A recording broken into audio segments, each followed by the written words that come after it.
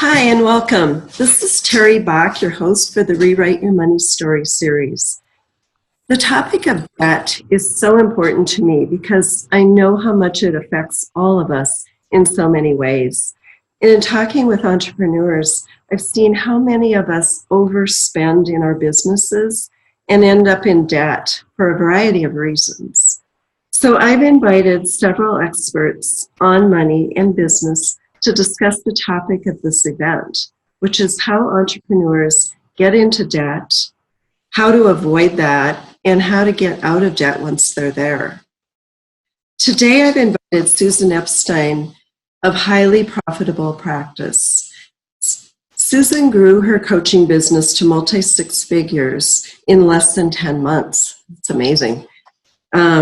She coaches her clients to take consistent action, finding and focusing on their one thing, and then scaling to hit and exceed their business goals. So welcome, Susan. Thanks for being here. Thanks, Terry. Thanks for having me. Okay, so I'd like to find out, first of all, Susan, hearing more about you, basically, and how you began the work that you're doing now. What got you to that place? So the Reader's Digest version, because, we've lived a number of years on the planet, so let's see if I can condense it. Right. I started out doing my passion, even at age 16, was helping people. Okay. And so I ended up going to college for social work. Okay. And got a degree from Berkeley for master's in social welfare. And after that, worked for a number of years as a social worker in different agencies, and then was having my kids. And I didn't want to have the daycare thing, and I wanted to be with them. Plus, if anybody who's a social worker is watching, you don't get paid very much to be a social worker. So I probably would have ended up with daycare costs, and my pay would have probably equaled it out. So it wouldn't have mattered if I worked at all anyway. Right. Even a master's degree in those days. And so I heard about having a private practice, and I never knew that I could do that. I wasn't in a world where people did that. Everybody worked in agencies. So I sent a few letters. A long time ago. Yes, private practices in the area, and I got an interview with a couple of them, and got offered to be in a private practice with a group of 8 other therapists, psychiatrists, things like that. Okay. And so I did that for like 8 years while my kids were little. And then I kind of it sort of like clicked into me that I could do this myself, that I didn't need. I was kind of establishing a reputation of somebody who worked with children, and pretty much nobody wants to do that. So Right. all the kids in our community were like getting referred to me. So I was like, well, Nice. even if I took this privately for myself. So before I left, I was pretty smart about it. I worked an extra day a week just helping in the office to learn how to file insurance, all that stuff that I didn't know anything about because I was just delivering the therapy. Right. And eventually I got up the nerve to do it and opened up a practice in my house. I had an entrance in the back. I had a perfect room. I had a bathroom. I was able to do it. And then I was home with my kids, Right. So, and then I wasn't giving overhead to somebody else. So that was the beginning. And I did that all the way through about 2002. So started at about in the 80s all the way to 2002 and heard about coaching. And I thought, wow, this would be really great because if you remember at that time, that's when managed care came in and they started regulating how many sessions I could have with a client, the allowable rate of what I could charge. So it was like now I had a boss. Right. On top of, I had my own business, but I had a boss, and the boss was the insurance company. Mm-hmm. And a lot of paperwork, filling out a lot of forms to prove the diagnosis I had was the right one. And then also diagnosing people, which I didn't want to do either because they didn't believe in that. So there was a lot of things pushing up against me to get out. Right. And so I decided to learn about coaching. And when I did that, studied that, and made a commitment that within 3 years I was going to get rid of the psychotherapy practice and be a full-time coach. And pretty much did it. And I had niched into parent coaching, which at the time, in 2005, there was nobody doing it. It was really the beginning of niching and coaching. Mm-hmm. Everybody was a coach, but nobody was a coach for this and a coach for that, like it is now. Okay. So for a long time, up until about 3 years ago, I was a parenting coach. Nice. I knew a lot of therapists over the years, and they said, "How did you get out? Would you show me?" And so I started doing business coaching for therapists, coaches, and healers. Nice. And so that's the newer business that produced the multi-six figures. Up until then, I was hitting the same money every year because I was working fee for service. Okay. Yeah. And there's only so many hours in a day, and the hour is worth this much money. And when I learned how to do value pricing and packaging and all of that, I was able to exponentially grow my business. Yeah. Wonderful. Wonderful. Yeah.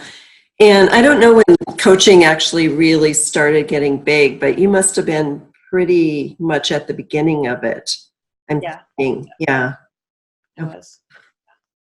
Good, good. So can you share with us, Susan, how you kept your spending down in your business while very quickly growing it to a multi-six figures? I watched everything that everybody was doing and how much money everybody was spending. Mm-hmm. And because I think I had been around for a while, I was doing this business like at the beginning of the internet. Mm-hmm. Right. So there was no there was no programs. There was like coaching schools, but it hadn't blown out yet. Like the big gurus didn't exist yet, right? So, and if I could have built my business and grown an email list of 10,000 people, you know, by doing presentations and pretty much not spending any money doing that, then I knew that I could continue to do that. Right. So I didn't need a program for this and a program for that and a program for this. So I never got into shiny object syndrome, which a lot of people get into. So, yes. And my mentor always said to me, and he drilled it into my head, and I really believe it, that if you want to be a coach, all you need is a phone and a way to take money.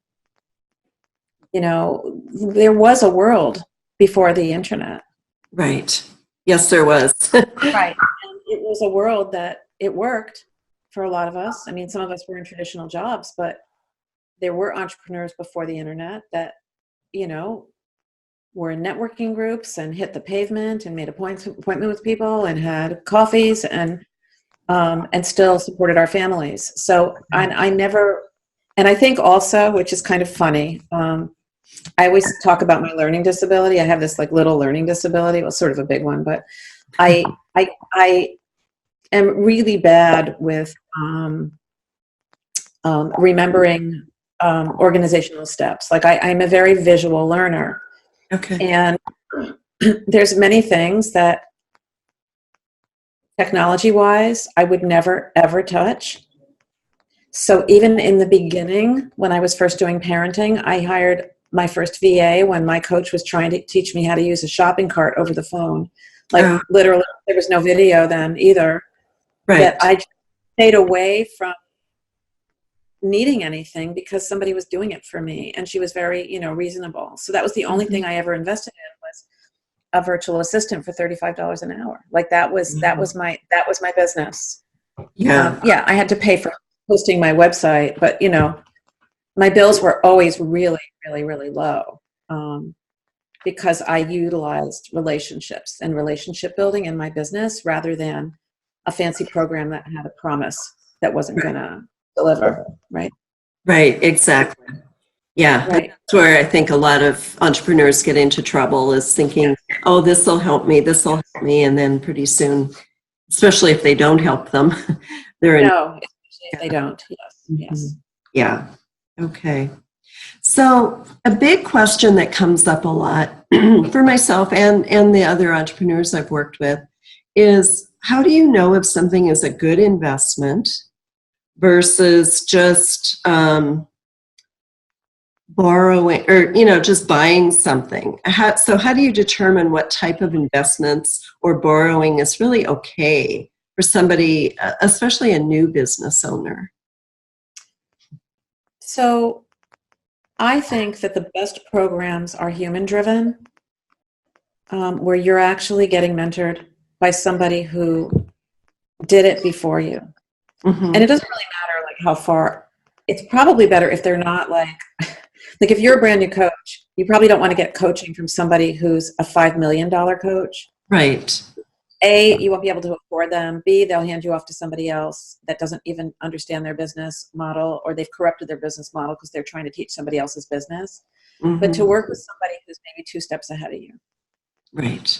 So that way they can teach you the ropes. And then as they grow, they teach you what they've learned. And you're just following, kind of like tagging along behind them as they're showing you. And those are yeah. They can relate more to where you are.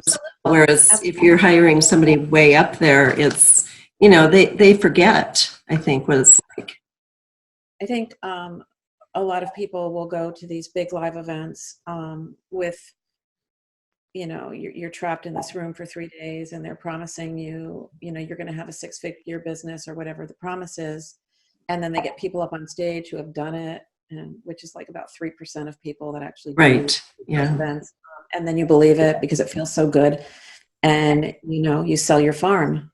I actually saw somebody sell their farm at a live event. Yeah, they sold the Iowa family farm, and I saw people cash in their 401ks and sell their homes and mortgage their entire life savings to pay for a mastermind for $50,000, $75,000. Wow. And you knew when they were doing it, you were just like, oh no, That's actually how my business was born. I was at a live event like that, and I'm like, this is wrong. Yeah. And I'm going to only offer coaching that people can afford. Good. So I got it. I got that there was a void there. And that human to human is really the best investment. In my life, I've invested in coaches. I bought one program on Facebook about Facebook for $297 that taught me how to set up a Facebook group, which I now have a Facebook group of over 3,000, and it's pretty interactive. So that was worth it. Absolutely. Yes. And a few live events that I went to that I met people at, that was a good investment, getting out of the house and going somewhere. Sure. And not necessarily even what the leader was saying from the stage, but the experience of the energy, and not buying at that event, but just going for the educational purpose of it. Absolutely. Those are the 3 ways that I keep my costs down in my business, so I don't have a bill. Okay. Yeah. Good advice. Really good advice. Another question that comes up a lot is for people who are currently working a job, but they want to start a business on their own. Right. So what's your feeling about, somebody quitting their job? When should that happen? Just coaching somebody this morning on this. Exactly. Exactly. And I said, don't do what I did. So years ago, I was working right after the economy crashed in 2008. I was in the middle of building my parent coaching business, and everything just died like that summer. And I was really freaking out, and I was like, I need to get a job. And I could, because I had the license. So I went and got a job in an agency, knowing it was going to be temporary. I needed health insurance. There was just certain things that needed to happen. So I did that. And I think it was making 55,000. It was like so embarrassing, because like I had already been making like a lot more than that before, but I did it because I had to do it, and I had to support my family, and we do what we need to do. And then I fell into this health coaching opportunity where I was doing some health coaching, and it was with a company, and I was like working with them, and it took off really quickly. And by April, I was making $75,000 a year if you divided it out from that company. Wonderful. And I thought, I'm quitting. And I it was a knee jerk, like I have to get out of here, because it was really a toxic environment and I needed to go. But looking back, I probably could have avoided some debt that I had incurred. How do you say that? Incurred. Debt that I had incurred. Yeah. Because I quit too soon. And if I had just hung out for 6 more months and put some money away before I left, it would have been smarter. So now I say, don't quit when you replace it. Quit when you've replaced it twice. Oh, that's a good rule of thumb. And if you can work in the cracks, Right. which was what I was doing. I was working like 90 hours a week to start up to do all the things I was doing, and I was traveling and speaking all over the country and working at this. All of it was like sort of happening at the same time, and I just needed to breathe. But when you take, whatever, $5,000 a month out of your income, Mm-hmm. that taxes were already being taken out of, not thinking Right. about that. If you're being, Yes. you've got to pay estimated. It was, even though I replaced it, I really didn't replace it because of the tax bracket and everything, all that, all the CPA stuff that you talk to your accountant about. Right. So, and there are some startup costs too. Yeah, absolutely. So talk to your accountant, Right. save an emergency account, and don't quit until you've really made it and you know that it's solid. If you can. And if you can, work out with your employer to work part-time and ease out of the job if they let you do that. And a lot of places will let you do job sharing or work part-time or find another job that you can work part-time while still building your dream. So those are some options for people. Okay. Good advice. So how much help, we're kind of told not to try to do everything on your own. And you mentioned you had a VA very early, a virtual assistant very early on in your career. But how much help do you think someone needs to really help you grow your business while still being able to keep your expenses down? I think coaching is essential. I would never try to do my business without a coach. So I think that's number one. And like I said, the coach that is your coach, your mentor coach, not some fancy program, but a person who has a business like the one that you want. That's your best coach.